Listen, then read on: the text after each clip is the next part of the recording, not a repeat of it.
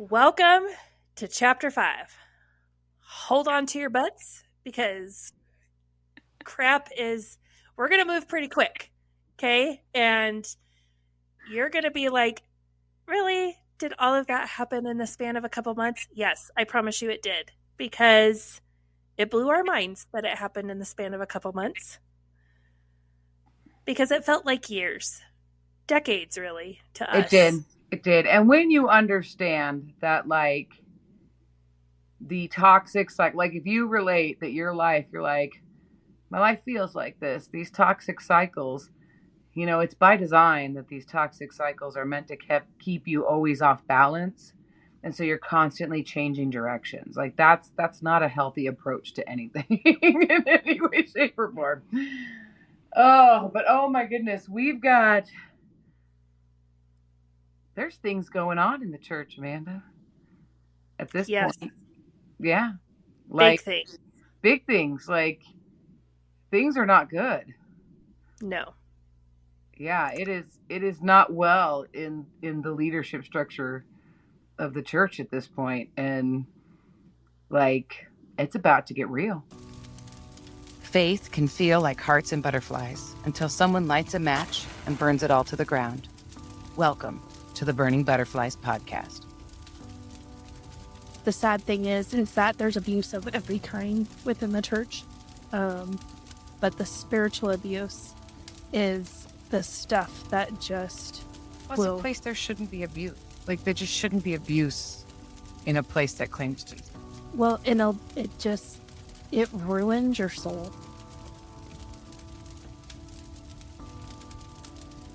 If you're new here, we suggest listening to our prologue episode first. This is the story of two women's journey through toxic church culture and spiritual abuse, all while finding healing in the end. Sometimes it's just the facts, and if you get offended by it, that's a you issue. And if we can't be mature enough to have these conversations, even if some of the topics are difficult, then shame on us.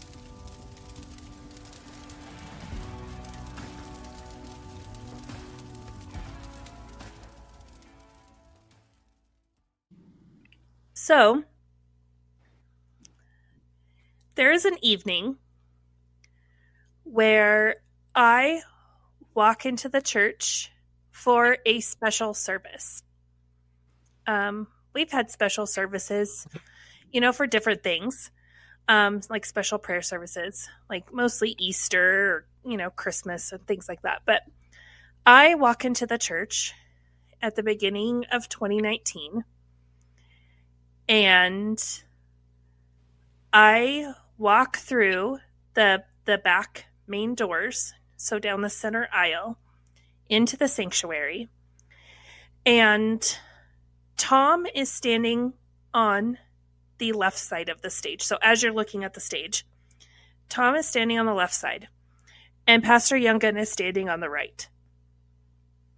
And I walk in, and I'm kind of like looking as to where I need to be, where I'm going to sit, and someone comes up to me and says, you need to choose a side. And I start looking and I start noticing the people sitting on the left side of the aisle, on the side that Tom is standing on, are all people who, if you were to pit Tom and Younggun against each other, these are the people who would be quote unquote Team Tom, right? And I notice everyone sitting on the right side of the aisle is people who would be Team Younggun. And I said, I refuse to choose. I felt in that moment as though I was being asked to choose the future of our church, and I was being asked to choose who the pastor was going to be. And by sitting on either the left or the right side of the aisle, I was choosing what camp I was going to take up in this battle. Things had not been going well for a while. There had been all of this stuff that had gone on, Young Gun leaves for military training. He comes back, and Tom has completely undone everything that he put into place. And so there's that dynamic going on. There's grumblings within the worship team. There's grumblings within other ministries. And I felt like everyone in that room was looking at me, staring at me, waiting for me to decide who I was going to pick. And I said again, I refuse to choose. I can't choose. And Tom gets off the stage and walks up to me and gets in my face and says, "You have to." And that's when I woke up. You're so mean. That was a dream. So seriously, a dream I had at the very beginning, like in the first couple days of 2019 in January. Ow. This shook I was me. like, what? Like, you never What told service did you? What? Oh my gosh, I was like on the edge of my seat.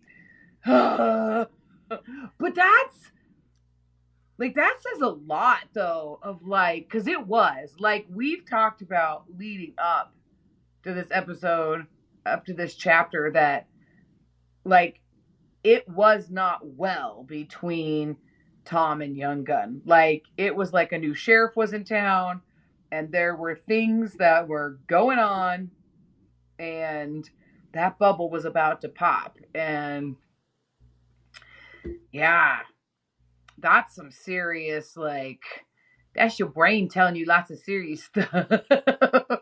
All right, what happened? What happened with the dream? Well, I have, for a very, very long time, I have had dreams that kind of forewarn me of things. The earliest instance I can think of is when I was a little kid. I dreamt my grandpa died. And then my grandpa died. Oh my God. Before the young couple who tragically passed away, before their accident, I actually dreamt that I died in a horrific accident. Yeah. And I dreamt their entire funeral. I dreamt it. That's crazy. Before it happened. So I have had dreams before of things. So, call it being prophetic, call it intuition, just what, the universe, whatever. Yeah, it's a real thing. It's a real thing. Yes. It's happened enough in my lifetime that when something wakes me up and shakes me like that, I take it very, very seriously. Yeah. And so this really just wrecked me. Yeah. I went to work the next day and went directly to Tom and said, "This was my dream. This was my dream.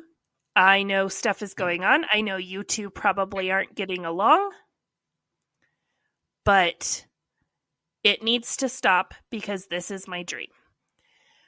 I want to point out that Tom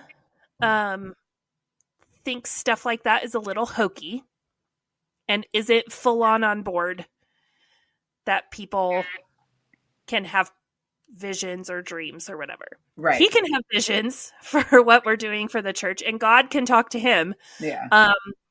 But my dream, because when I told him I had a dream and it really upset me, he kind of rolled his eyes at me. Yeah. And so and that would be like, I think that's important to point out, is that, that Tom, from my understanding, doesn't believe in like prophetic healing or in Yeah. any of that stuff that would be delving into like the supernatural things, that happen, and this, that, and the other. And I've seen him run people off and out of the church for people who felt like they could lay hands on people. Even though this is all the stuff that Jesus commanded his disciples to do, was to cast out demons and heal people. Well, like, and this is really one of the ways, like, this is one of the things that Tom is using to point out why mega churches in this time are not honoring God. They are, because everyone is it's all a show, and everyone is so concerned about a show, and you want to lay hands on people, and you want to pray loudly, and you want to worship and cry, and all of this stuff, and it's all just a show. And only Tom and his church are truly doing church the way God because he would intended. talk a lot about psychologically manipulating people. Like, he would speak out Yes. against that a lot. And I always thought that was a little weird, just because He psychologically manipulated. Intimidation is a form of manipulation. yeah, because there are things that, like, then he would do something and I'm like, isn't that, like, aren't you doing that to create, and like where, because I question this a lot, like, especially being on the worship team and being somebody with a voice on the worship team, of like, there is a level of, this is like, just this is where I would always be. I would be like, we keep the music at like a certain decibel. Why? Because anything higher, irritates people. Isn't that psychological manipulation, right?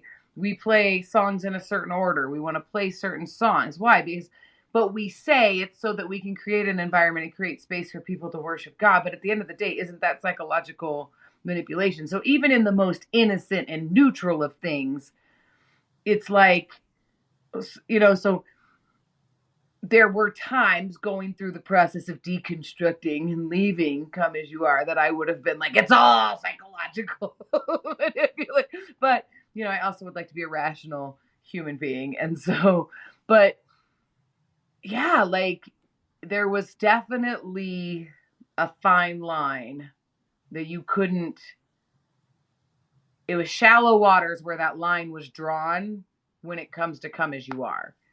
Yes. Like, I've been to a lot of churches, and I'm thinking of things that even when I was attending Come As You Are, like, I would go to events with other friends who went to other churches, and I would just never tell anyone because it wasn't Come As You Are's cup of tea. But I also knew, like, I felt like I couldn't share. Like, I went to a healing event, and my friend even made a joke, and she was like, you could sit in the seat on the aisle in case you feel like you have to run out in the middle. And I'm like, oh, I already planned my exit route in case this gets a little, like, snakes and baskets. Hippy dippy. Yeah. I mean, I was ready for, and honestly, like, I left that event, and this has nothing to do with our podcast, but I left that event, and it was interesting because I felt at the time that there were times that I felt the Spirit move, and that I would affirm, like, that guy that was touring and doing his healing tour or whatever, I was like, I feel like in that moment you heard from God and God wanted to heal that person, and that had actually happened. But then I feel like 9 other times, like, you're just saying it because, I mean, it doesn't hurt to pray, right? Like, Yeah. that's kind of how I felt. I felt like in the grand scheme of things, like, did a few people get healed? Yeah, I had 100%. Did everybody? Like, was it like, no? But yeah, but then I've been to a few other things in some churches and different prayer tech. I don't know. Yeah. Well, and I mean, like, different, I kind of feel the same way. Yeah. No, I feel the same way because it's like, it's something I haven't really addressed on the podcast, but my dad has stage 4 cancer. Mm-hmm. And I mean, we don't know how much time we have left with him.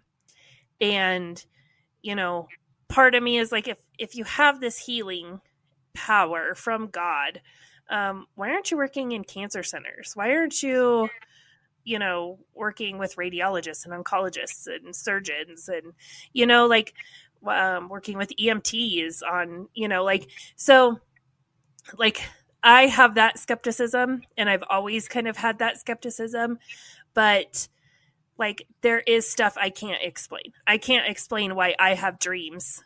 And like I can't, other than to tell you, like I will wake up and I have this feeling in the pit of my gut that I'm like that like this was something, Oh, you know?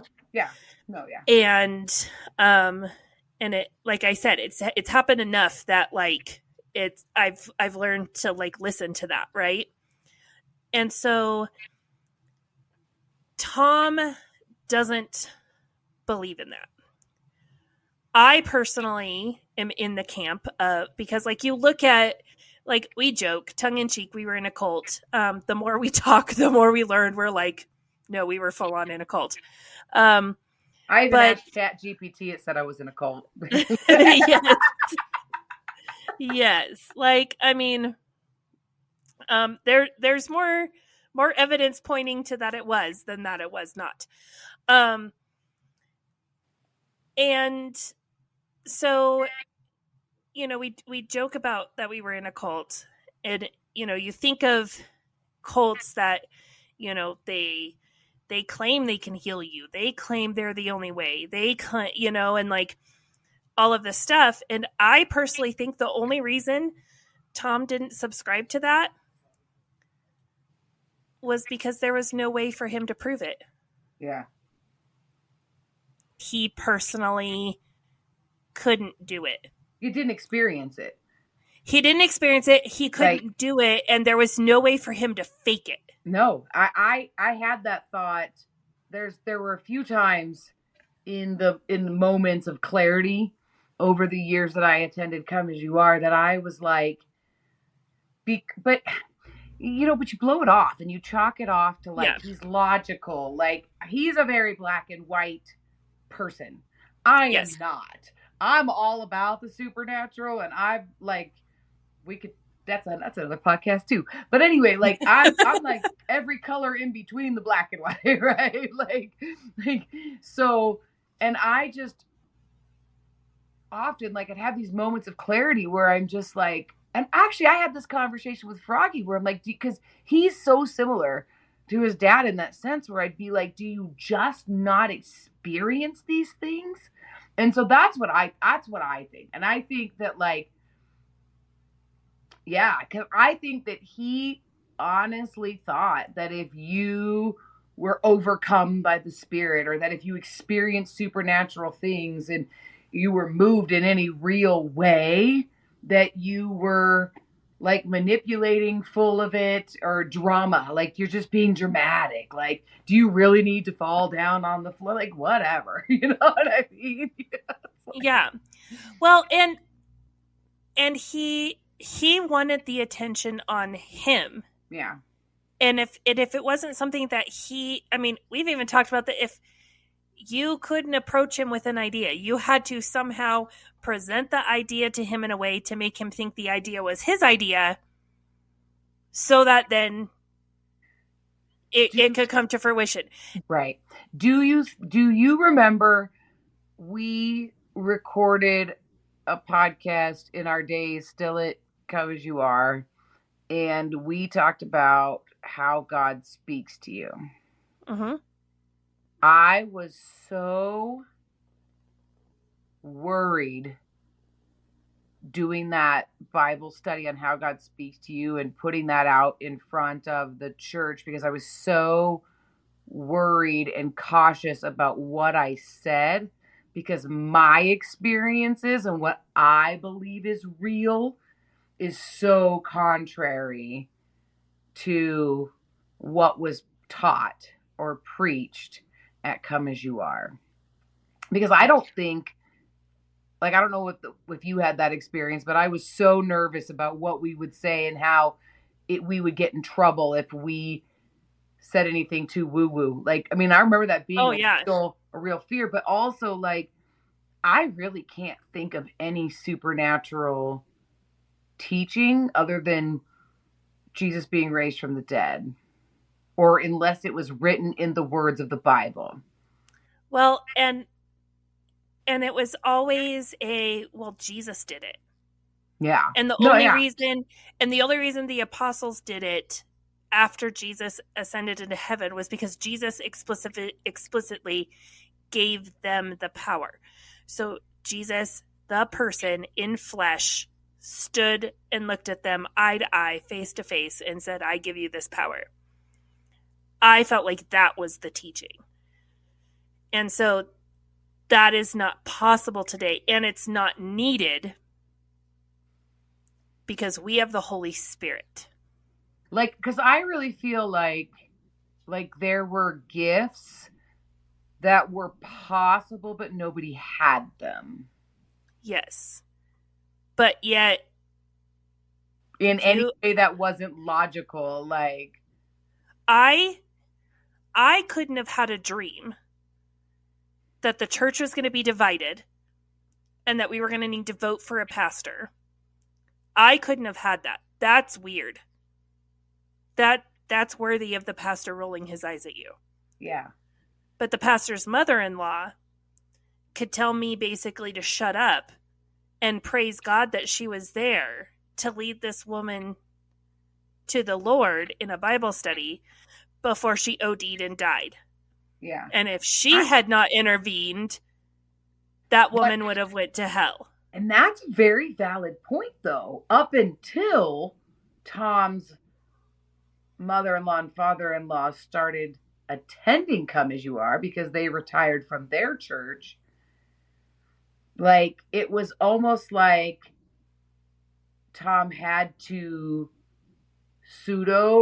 like acknowledge these things in a sense. Like, that's the only time I can think of that, like, because she would always talk about what, like, the shine of glory or whatever. Like, I can't remember. And she, like, I mean, there's times I tell you, she saw the glory of God in light come down on people. And I remember being like, what is this lady talking about? And she's the, like, fall on the floor, on your face, sobbing because the Lord is present with us. Yeah. Like, that's interesting. Like, just that. Yeah, until they came, like, I don't remember any teaching that ever went into, other than just, like, it would, like, touch upon it, you know, but it would never dive into it. There would never be any practicing of anything that wasn't logical, or that's crazy. That's interesting. Yeah. So that makes sense that he would totally slough it off and roll his eyes and be like, whatever. So he rolls his eyes at me, and I said, I'm really concerned. And I kind of present my case to him. Look, I know there's arguing going on within the worship team. Like, because I'm in the office, I hear it, right? Here's arguments that have happened within children's ministry. Here's arguments that are happening within youth group. Here's, all of these arguments are happening. I am scared that we're reaching essentially a civil war within our church.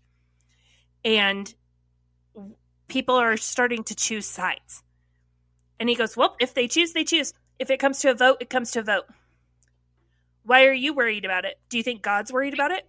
God already knows what's going to happen. Why are you worried about it? Why are you losing sleep about it? This says more about your faith than it does about the division of the church. Oh my gosh.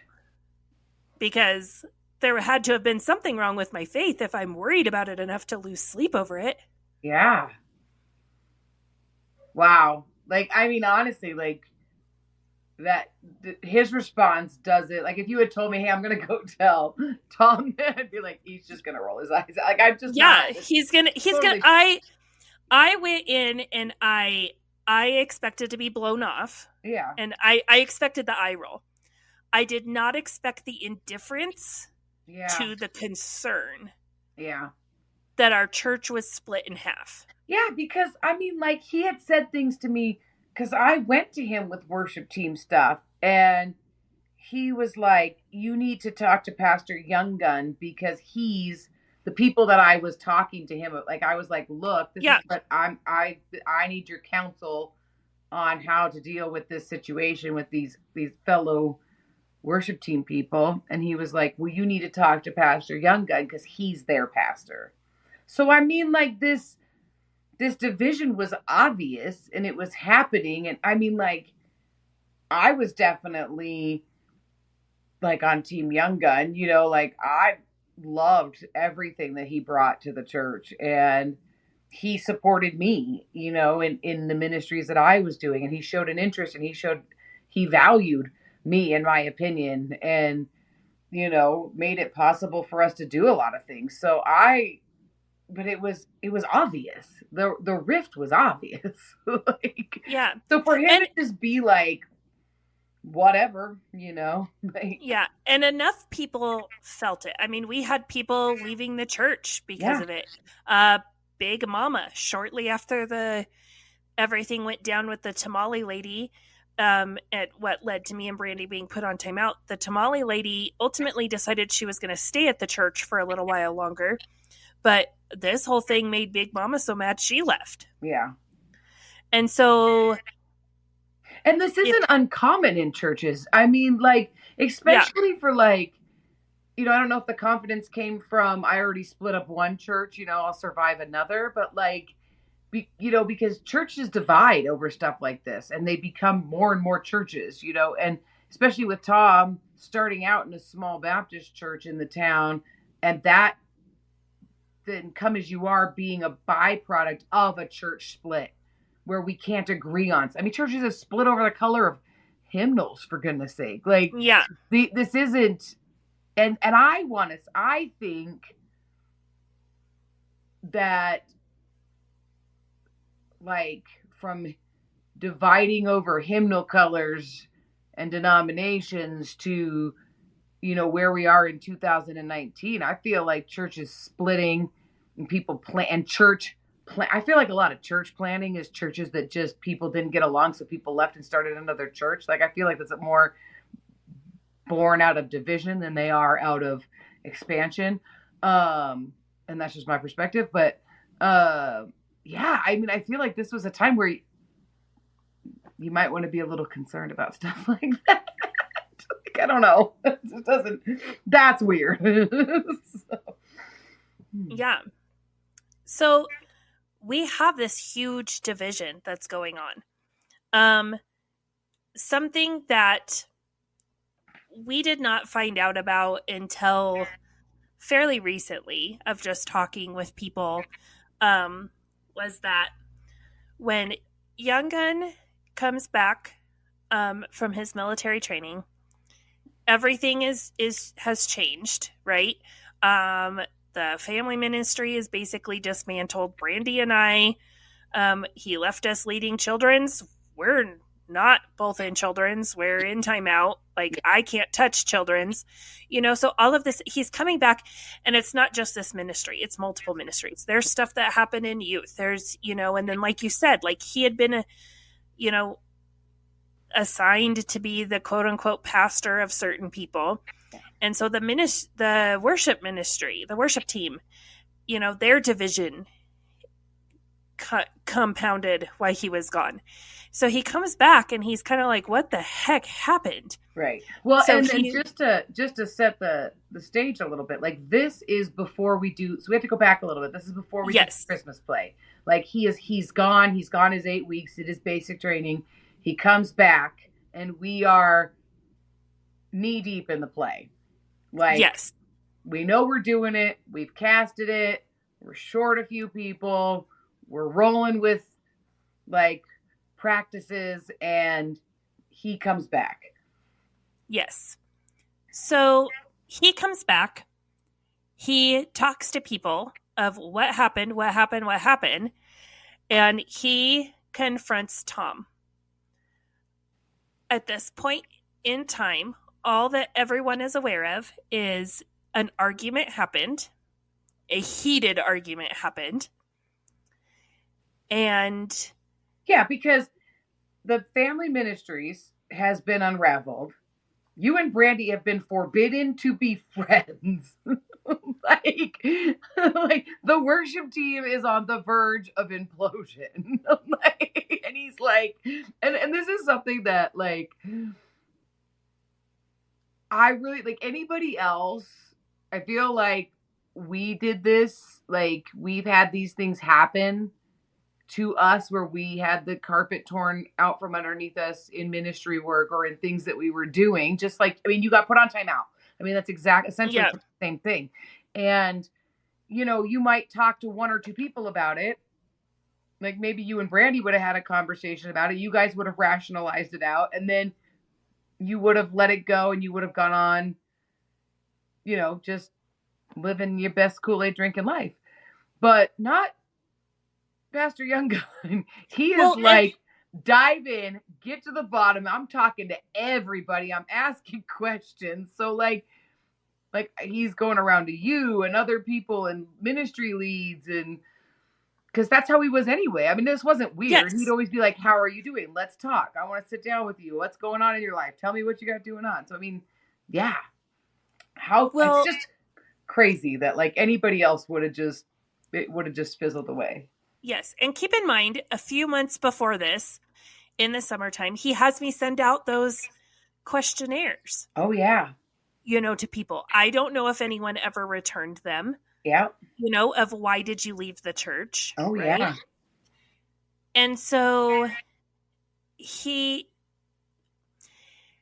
Young Gun, as young as he was, and as green as he was in church leadership, he had a heart to do things the correct way. Yeah. To seek out the most God-honoring solution to every situation, and to always see everyone's perspective, but only take God's side. Mm-hmm. That is who he is at his core. And we would always say, like, where one is weak, the other is strong. Tom is stubborn and he could be hot-headed and he's kind of stuck in the old ways. Young Gun is young and he needs Tom's mentorship, but he could help Tom kind of come into, you know, the 21st century. Yeah. Yeah. And Tom is abrupt and rough and does not like people. Young Gun is the complete opposite. He will sit with you. He will talk with you. He will, you know, he's very personable. Yeah. So, and we would even quantify their preaching styles, you know, like yes. Tom is a pastor for the unchurched. You know, he doesn't go too deep. He lays it all out for you. And Young Gun is like a deep dive pastor, and he wants to dive into. It's just so funny how you rationalize these things. All of these things that we have been saying are actually causing more and more division. Tom hated the fact that we called his preaching shallow. Yeah. And Young Gun but deep. Using his own words. You're just the pastor for the unchurched. Sunday services. I mean, because even at the worship team, like this became the lingo. Sundays are for the unchurched. We can't use too much. This is where we're drawing people in. But on Thursdays, we can go deep with the worship and we can do more of the prayer time between the songs and have more of the free flow form of the music. Yeah. And he did not like that at all. He hated it. Yeah. And so Young Gun confronts him of what happened when he was gone. There is a very heated argument. And at this point in time, we are all told Young Gun is pursuing mission work full time. As he was away for his military training, God spoke to him and called him into the mission field. So he comes back, we do the play, and immediately the narrative is God has called Young Gun into the mission field. We're going to kind of go into, over on our Patreon, some of the things that were discovered during this time about Tom and about the church. So if you want a little more of the cheese, the tea, so to speak, head on over to our Patreon. We're going to deep dive into that. But to move forward, the public, the way the public was explained this situation is God has called Young Gun into the mission field. So God calls him away, and so he starts to prepare to leave, right? As this is announced, we are preparing for the membership banquet, the annual banquet that is held at the end of every January.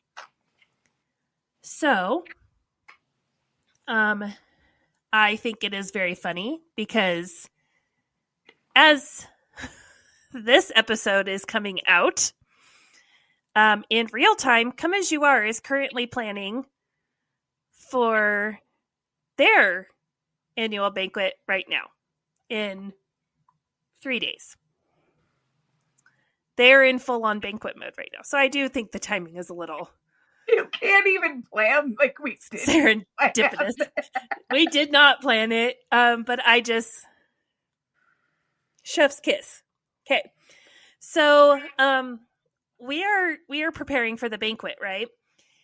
People are upset because people have fallen in love with Young Gun. People have been told Young Gun is your pastor. Young Gun is going to people's houses. He's having dinner. He is asking if it's well with your soul. He's praying with you. He is doing in-depth Bible studies and all of this with people. And he has invested in this body, and people are upset. Yeah. Like it really was. Like, I mean, I mentioned this to you when we were planning this. Like, I full on believed that, you know, like Young Gun came in and he was going to be our next pastor and all, you know, and I sensed, and I, like, somewhere in the back of my head, I knew there was division going. Like, I knew there was division going on, but yet I fully believed that he heard from God it was called to go be a mission. Like, it made sense. I don't know. Like, I just believed it. Yeah. I was sad because I was like, don't go. I love you. Like, you have to stay. Like, but I just believed it. I believed he wanted to be a missionary. I mean, no, like, I still believe, like with my heart, he left. Yeah, like, I believed it. I was mad at him. Yeah. And honestly, like, from this point on until he leaves, we do not have a close relationship, him and I. Which, to remind everybody, like, you guys have a personal outside of the church relationship. He's like your little brother. Like, you guys have known each other. He's friends with your brother. Like, you guys grew up together. Like, there's a whole, like, outside of Come As You Are. He comes to my family's Christmases. Yeah, yeah. Like he's invited to kids' birthday parties. Yeah. Like he might as well just be your brother. Like, I mean, yeah. I've seen it. Like, yeah. My nephews call him Tio. Yeah. So, which I think is so awesome. The white boys call him Tio. But so this really, like, puts a division in my relationship with him because I'm mad and I try to talk to him, and usually he's never one who's gonna sit and be like, well, let me just explain everything. Like, Tom would trash talk people. Yeah. You came in and you're like, what the heck is going on? Tom would throw people under the bus so fast. He would trash talk people. He was the biggest gossip in that building. That was not Young Gun. And he was never someone who was going to be like, well, let me tell you the truth, right? But I felt like because we had a personal relationship, I was like, what is going on? And he blew me off. Like, he didn't even have, like, the decency to give me like a pat answer, he would just blow me off. Yeah. And I was furious. And like, I remember being so mad, and I was like crying, and I was like mad and telling Justin, like, I watched him. He sat there when he took, he professed to God that he was our pastor, and he took this oath to be our shepherd. And I watched him, and he cried, and it was a beautiful thing. Like, and now he's just going to leave. Like, I was mad. Yeah. And I was more mad. I got more mad that he wouldn't give me an explanation. He would blow me off. And so we are moving into the banquet, and people are frustrated. And people are blaming Tom for Young Gun wanting to leave. Yeah. Because other people have left because of this division. Other people have left because of Tom. And Tom acknowledges it. He, at least twice a month on a Sunday morning, he will say, and people get mad at me and leave the church all the time. I'm just telling you the truth. Oh, you don't like it. It's in the Bible. You're just mad at me, not me. That's wrong with your faith. Yeah. So people are blaming him. And so we go to the banquet. I could not tell you what the vision for that year was or anything like that. Couldn't tell you. But we go to the banquet, and part of my job in the office is, we get the forms and all of that after the banquet. And we, put together spreadsheets. So everyone who signs up for worship team, all of their information gets sent to the worship team leader. Everyone who signs up for children's gets sent to the children's leader. So part of this form is the covenant. Do you agree to the covenant? I want to remind everyone, we did do an episode. If you are, new, if you just kind of forgot, go back, chapter 2, episode 2, we talk about church membership and kind of all of the stuff. But essentially, after Beyonce got upset and left, we stopped making a big deal out of the church covenant and having to sign it. It was always there, but it was just very glossed over, right? And so it's presented at the banquet as, here's your paper, sign it. Hey, just fill it out, right? And so it's on there. So everyone who kind of knows the routine signs it. A lot of people don't, though, because they assume I've signed this before. I've signed this 14,000 times. I don't need to re-sign it. They don't realize that you have to re-sign every year. It's good for 1 year, and you have to renew every year. That is written, apparently. We're gonna assume, because no one has actually seen the bylaws of the church, but I have been told by Tom or Charlotte that is in the bylaws of our church, that it's, every year at the banquet, that's one of the purposes of the banquet, is to renew this covenant, right? So I give Tom the list of people who have renewed their covenant. Typically, I just, send him a spreadsheet. Tom asked me to print out all of the names of everyone who has signed the covenant. And then he asked me to print him out the access. So that is our church directory, is Microsoft Access file. So I print that out, and he goes through and he crosses off everyone who re-signed the covenant. And he gives me a list. He gives me a list of people that I am to call, track down, walk up to him on a Sunday morning with the covenant in my hand. I'm supposed to get these people to sign their covenant. So at first, I email them their covenant. Hey, here's a covenant form. Please fill it out, return it. We noticed you didn't do that at the banquet. Then, send them a follow-up email. Hey, there's blank covenant forms on the information desk in the lobby. Stop by at church on Sunday. And then I had to stand there on Sunday, and as they would walk in the doors, hand them a copy. Can you fill this out for me real quick? That'd be great. Thanks. And people are annoyed by me.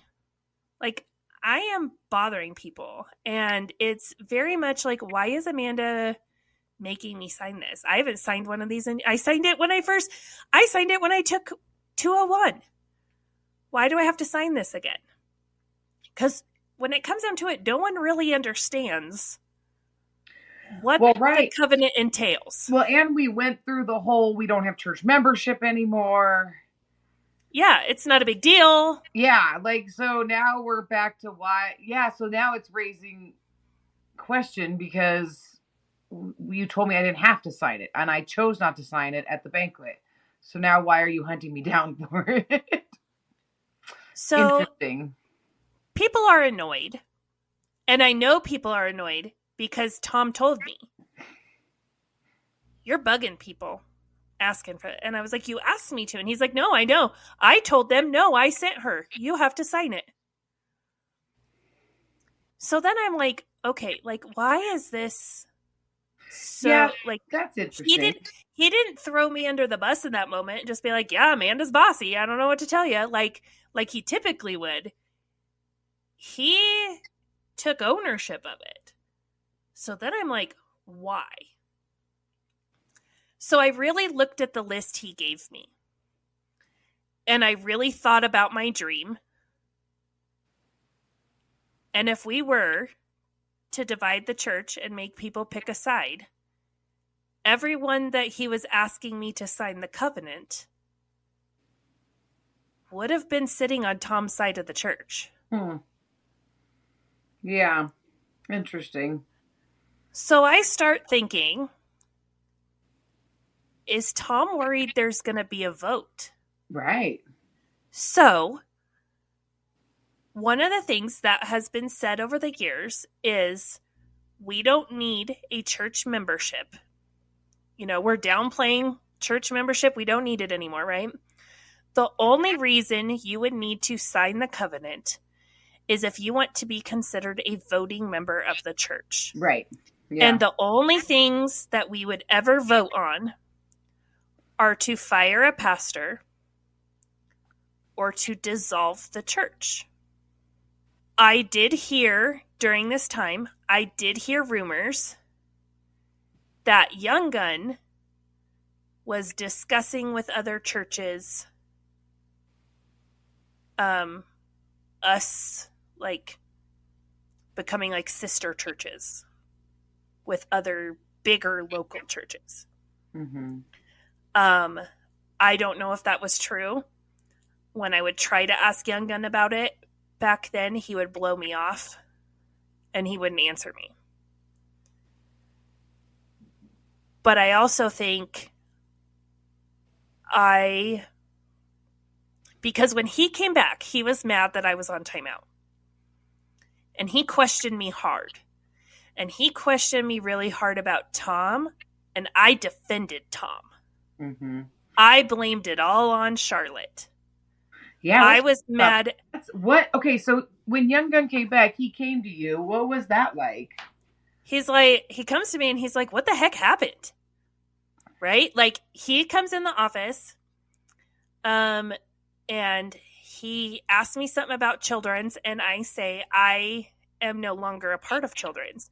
And he kind of looked at me, and he's like, let's come talk. And we went out to the food pantry, because it was kind of like on the opposite end of the building. We went out, we shut the door. It was more private, right? You could lock the door, so then like no one could walk in on you. And so we go out there, and he shuts the door, and he's like, what is going on? And so I tell him the whole story, everything, the tamale lady, Big Mama, all of it. I downplay Tom changing the narrative and making it about Brandy telling the tamale lady she couldn't use the building. Yeah. I completely skim over that, downplay that, right? I lean into Charlotte's mad, Charlotte's all pissy, Charlotte thought I lied. Yeah, because she's the one who told you couldn't be friends with your best friend. Like, yeah. And I basically was like, well, this is what Charlotte said. It's like mom put us on timeout. So then dad had to be like, sorry, guys. Yeah. You're grounded. I'd like to sit and watch this movie with you too, but mom said no TV. Yeah. That's how I felt at the time. Yeah. Right?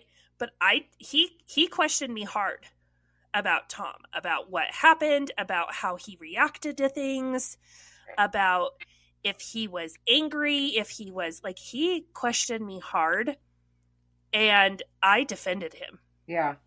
At the time, like, try to put yourself back into the time. Like,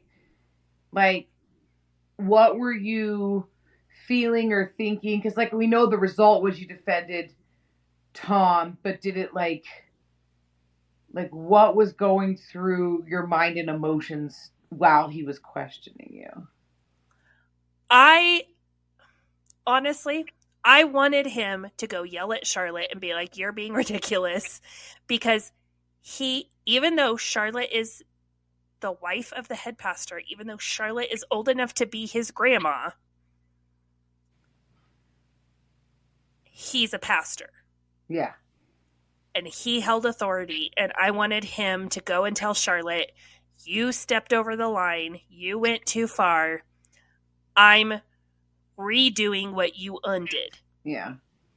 But I think that speaks to, like, because it's so easy for us to, it's not so easy, but it's easy in the context of things for us to sit here with 2020, looking back, knowing what we know now, knowing the things that we have found out, putting the pieces together, like dissecting this story and dissecting this story and dissecting this story. It's very easy to look back and have, one opinion of it, but to be like,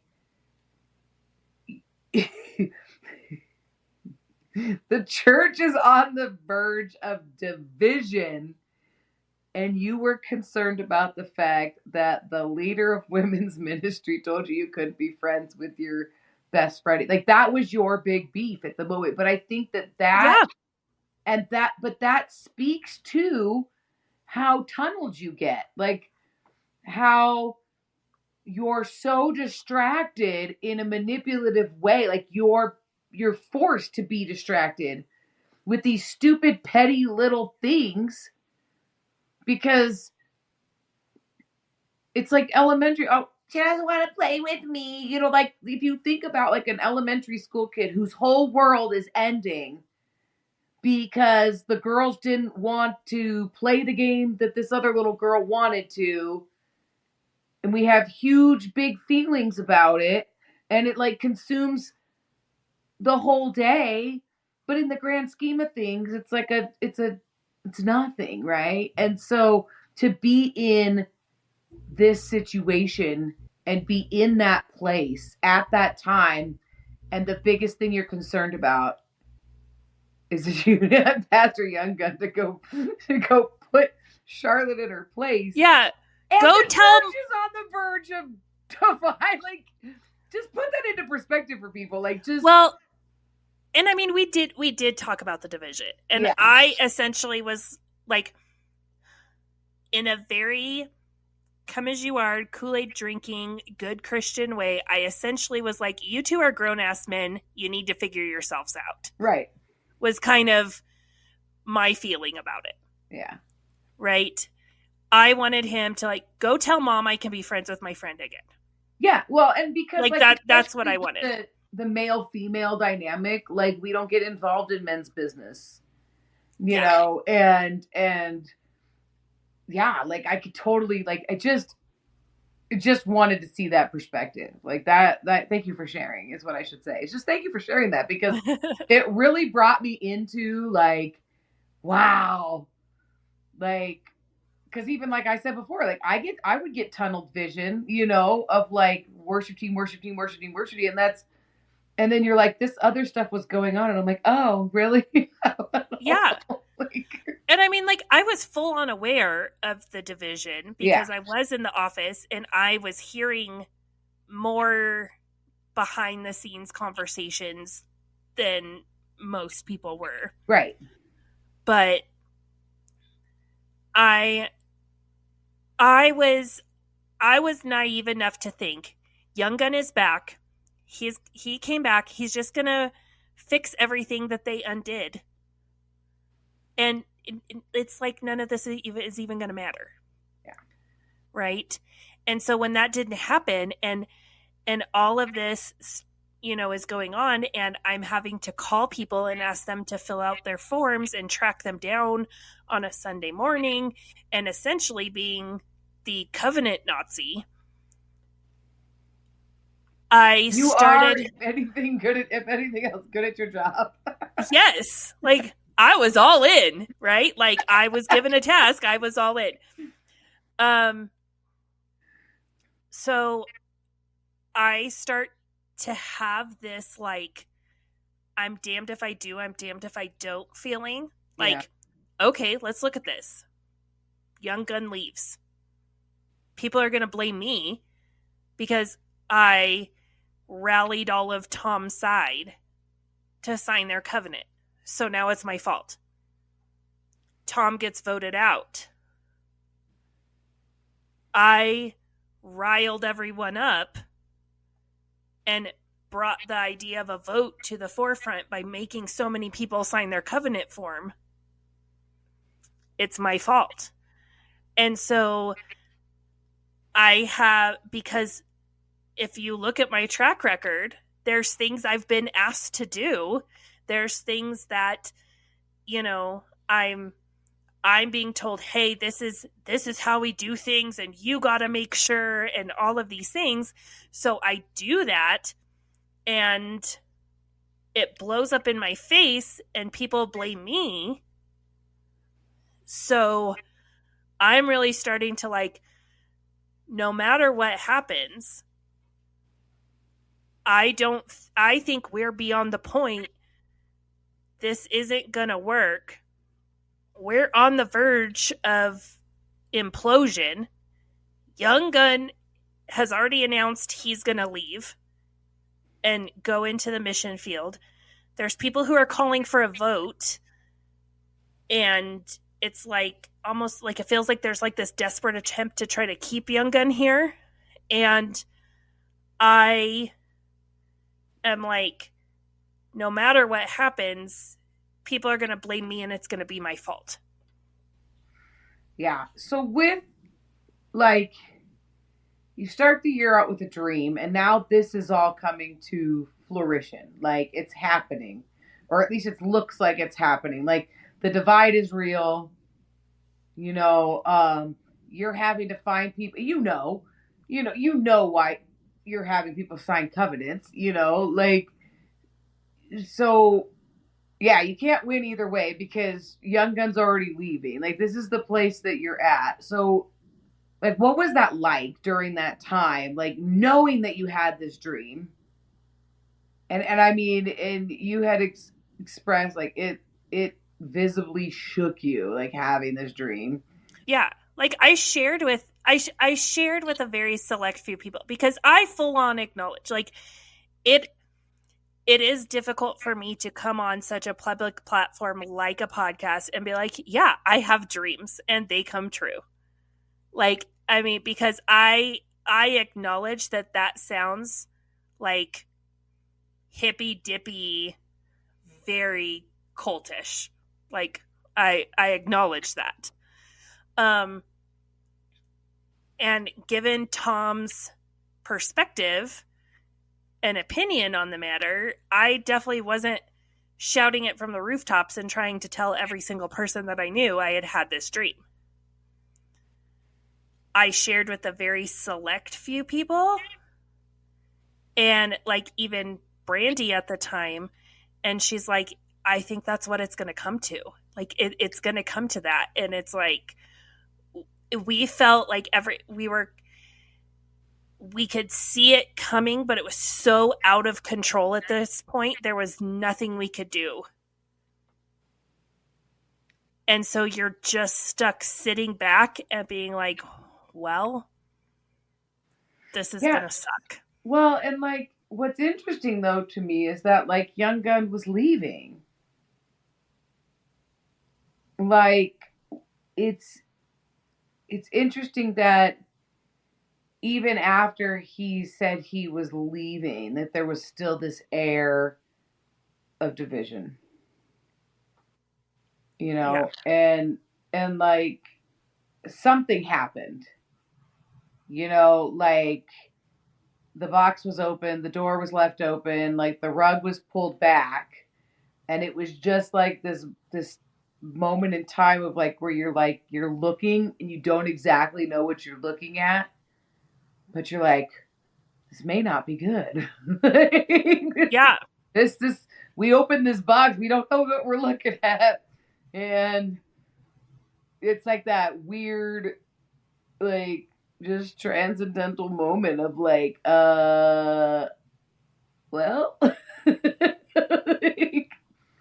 yeah, how crazy. Like, I just believed I believed so much of what I was told from stage, you know, about people and things, and I figured you must know better, you know, like people in leadership, the authority of the church and the pastors, and I mean, this is my mother-in-law, my father-in-law, and they must know better, you know, and my husband must know better. I just must not know anything. There is things that we have found out after the fact. So we are going to go into that over on our Patreon. We will discuss why we are choosing not to share it on the general podcast in this moment. But so head over there if you kind of want a little bit more like in-depth information about that, like, you know, because something happened. What happened? Yeah. That's what I mean. I think that's really like the whole thing is like trying to share how we went through this and just seeing the pockets of information that's like just the gaps that are just missing. And why was this then such a big deal? Like, I don't know. Like, I would think like this to me, you know, like we already knew that Pastor Young Gun was leaving before January. You get to January, there's a banquet. Why all of a sudden you couldn't care less 3 weeks ago? When you're like, if there's a vote, there's a vote. Yeah. So now how come 3 weeks later, all of a sudden if there's a vote? People need to sign their covenants? You know, like it's just, these are the types of things where the gaps are. This is where the questions are. And we didn't question this in the moment because I hope you have seen as we've led up to this point, crap like this happened all the time. Yeah. All the time. Stuff would happen. Things would change completely. You don't ask questions. You just put your head down and you do your job. Burning Butterflies is a listener-supported podcast. Today's episode is brought to you by our amazing supporters on Patreon. Follow the link in our show notes to learn how you can become a Patreon supporter too. Supporters get exclusive access to bonus content each month, including outtakes, cut content, and supporter-only episodes. If you've enjoyed this episode, please leave us a rating on your listening platform. Burning Butterflies is a production of Asha Media. Thank you for listening.